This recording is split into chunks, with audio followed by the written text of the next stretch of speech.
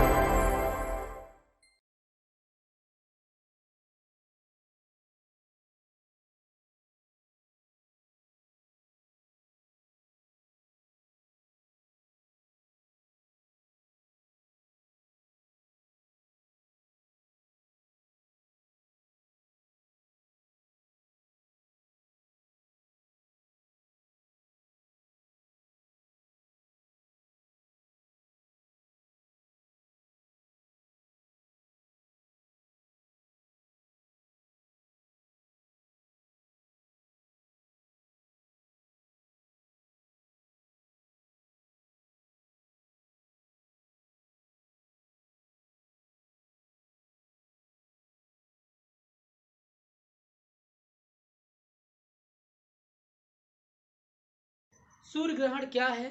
देखिए, मनुष्य हमेशा ही खगोलीय गतिविधियों के लिए बहुत ही उत्सुक रहा है और खगोलीय गतिविधियां हमेशा ही मनुष्य की उत्सुकता का विषय रही हैं, कौतूहल का विषय रही हैं। तो उन्हीं में से एक है सूर्य ग्रहण। कुछ ऐसे भौगोलिक गतिविधियां हैं, जैसे सूर्य ग्रहण है, चंद्र ग्रहण है, पुच्छल तारा है, धूमकेतु है। तो ये सारी गतिविधियां हमेशा ही कौतूहल का विषय रही हैं। तो आज का हमारा टॉपिक रहेगा सूर्य ग्रहण। तो सूर्य ग्रहण है क्या?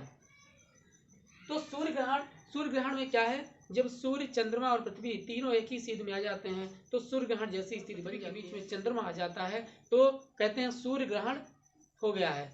जब सूर्य और पृथ्वी के बीच में जब चंद्रमा आ जाता है तो हम कहते हैं सूर्य ग्रहण लग गए हैं या सूर्य ग्रहण होने लगा है। वास्तव में सूर्य ग्रहण नहीं होता है, होना चाहिए। कायदे के माध्यम से समझने का प्रयास करते हैं। यह है आपका सूर्य, यह है आपकी पृथ्वी और यह है चंद्रमा। जब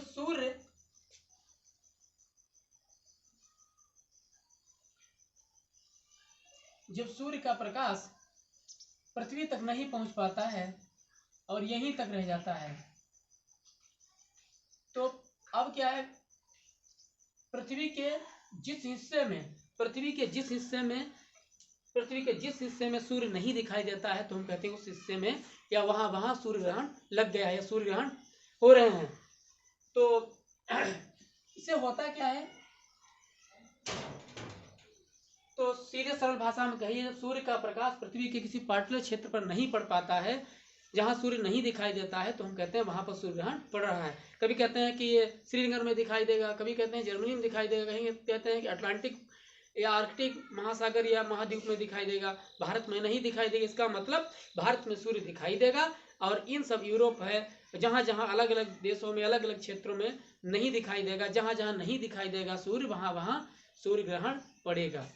तो सूर्य ग्रहण की स्थिति कब बनती है और कितने प्रकार का होता है? सूर्य ग्रहण 3 प्रकार का होता है। एक होता है पार्शियल, एक होता है अनुअल और एक होता है टोटल। पार्शियल का मतलब होता है अंश मात्र, यानी थोड़ा। जैसे कि आप डायग्राम देख सकते हैं, ये पार्शियल है, ये पार्शियल है, यानी इतना, ये जो हम चित्र बना रहे हैं इतने में सूर्य चमक रहा है, ठीक है। ये अनुअल है, अनुअल का मतलब होता है वलयाकार, ये वलय, ये इसमें इतना इतना सूर्य दिखाई देता है और इसी को हम रिंग ऑफ फायर भी कह सकते हैं। रिंग ऑफ फायर मतलब आग की अंगूठी, जिस प्रकार से एक अंगूठी होती है, ठीक है, तो इसी को हम कहते हैं रिंग ऑफ फायर। तो एक उदाहरण के माध्यम समझते हैं।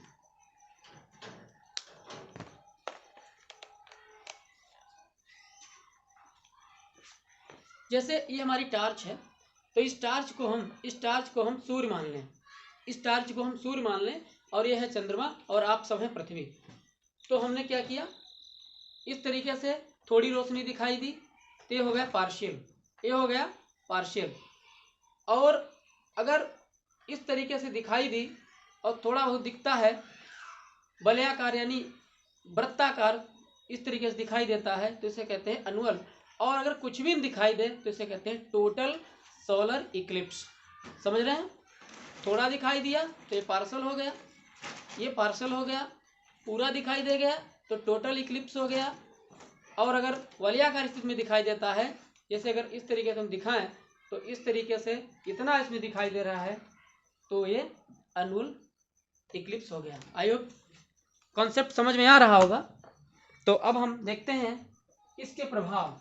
देखिए सूर्य से ही हमारी पृथ्वी के सहित 8 ग्रह जुड़े हुए हैं। तो अगर सूर्य में कोई गतिविधि होगी तो निश्चित रूप से ग्रहों में भी उनकी गतिविधियों के परिणाम या लक्षण दिखाई देंगे। तो जब सूर्य ग्रहण होता है तो कुछ देर के लिए ही सही पृथ्वी के किसी पार्टिकुलर क्षेत्र में टेम्परेचर डाउन हो जाता है।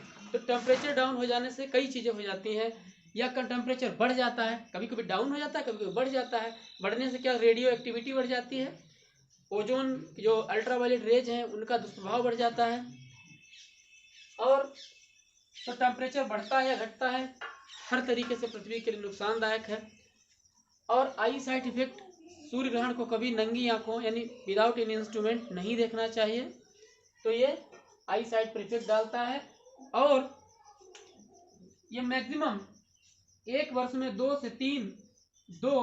या 3 यानी मैक्सिमम 3 बार, यानी एक वर्ष में 3 बार ही सूर्य ग्रहण लग सकते हैं। तो हमने आपको पार्शियल बता दिया, यानी जब सूर्य थोड़ा ढके, ये वाला पार्शियल का डायग्राम है, ये एनुअल का डायग्राम है, और ये टोटल का, यानी पूरा ढक गया। इसमें वलयाकार, इसमें जितना ये दिखता है ये लाल रंग का है, ये रेड कलर का रहेगा, और ये पार्शियल है। तो चित्र के माध्यम से आप समझ सकते हैं किस तरीके से ये है। ये सूर्य ग्रहण हमेशा अमावस्या को आता है और इसकी टाइमिंग 7 मिनट होती है। ये जल्दी, सूर्य ग्रहण जल्दी क्यों समाप्त हो जाता है, इसका कारण यह है चंद्रमा की गति जो है वेस्ट से ईस्ट की तरफ रहेगी। तो ये चंद्रमा इधर जाएगा और ये पृथ्वी जो है इधर जाएगी, तो ये इधर अपनी जगह हट जाएगा, इधर अपनी जगह से इधर हट जाएगा, ठीक है। ये अपनी जगह से चंद्रमा हट जाएगा और ये पृथ्वी अपनी जगह से हट जाएगी। तो इधर से आने वाली जो किरणें हैं वो पृथ्वी तक आ जाएंगी, ठीक है। तो आई होप कॉन्सेप्ट समझ में आ रहा होगा। तो इसकी जो भी इम्पोर्टेंट चीजें हैं, अब मिथक की बात करते हैं। 17वीं शताब्दी तक भी लोग सूर्य ग्रहण या चंद्र ग्रहण के बारे में सही से जानकारी नहीं रखते थे। कुछ कहते थे, कोई और बात कहते थे। जैसे पेरू में कहा जाता था कि एक प्यूमा चीता की तरह का एक जानवर होता है, तो प्यूमा जो है सूर्य को ढक लेता है। कुछ लोग कहते हैं कि ये जब कयामत का दिन आता है, तो जब कयामत का दिन आएगा तो सूर्य ठंडा हो जाएगा, इसी प्रकार से हो जाएगा। तो उसका एक लक्षण भी नश्वर है, यानी सूर्य भी शाश्वत नहीं है। कुछ समय के बाद वैज्ञानिकों का अनुमान है कि 2.5 अरब वर्ष बाद सूर्य भी नष्ट हो जाएगा। खैर, तो पेरू में ऐसी धारणा रही है, पेरू में ऐसी धारणा रही है कि एक प्यूमा है, वो सूर्य को ढक लेता। ग्रहण का मतलब होता है कवर्ड, ढक लेना, ठीक है ना, यानी सूर्य की रोशनी दिखाई न देना। तो और पश्चिमी एशिया में है कि एक ड्रैगन है, ड्रैगन जो कि चीन का एक सिंबल रहता है। तो ड्रैगन, पश्चिमी एशिया में धारणा है ड्रैगन सूर्य को ढकने की कोशिश करता है, इसीलिए पृथ्वीवासी क्या करते हैं, ढोल नगाड़े बजाते हैं, ड्रैगन चला जाता है और सूर्य सही रहता है। उसके बाद चाइना में धारणा है स्वर्ग का एक कुत्ता आता है और वो सूर्य ग्रहण कर लेता है। वैसे कुछ देशों में एक धारणा है कि वुल्फ यानी भेड़ियों का एक झुंड आता है जो सूर्य को ढकने का प्रयास करता है। तो इस प्रकार से कुछ मिथक हैं। बेसिकली ये सब खगोलीय घटनाएं हैं जो कि जो ज्योग्राफिकल लोग हैं, भूगोल को जानने वाले हैं, वो समझते हैं सिर्फ एक भौगोलिक घटना है और कुछ नहीं है। लेकिन हमारे ऊपर ये निश्चित रूप से हमारी पृथ्वी पर प्रभाव डालते हैं, तो हम मनुष्य और सभी जीवधारियों पर प्रभाव डालते हैं। तो आज का वीडियो इतना ही। अगर वीडियो अच्छा लगे तो लाइक सब्सक्राइब अवश्य करें। नमस्कार, जय हिंद।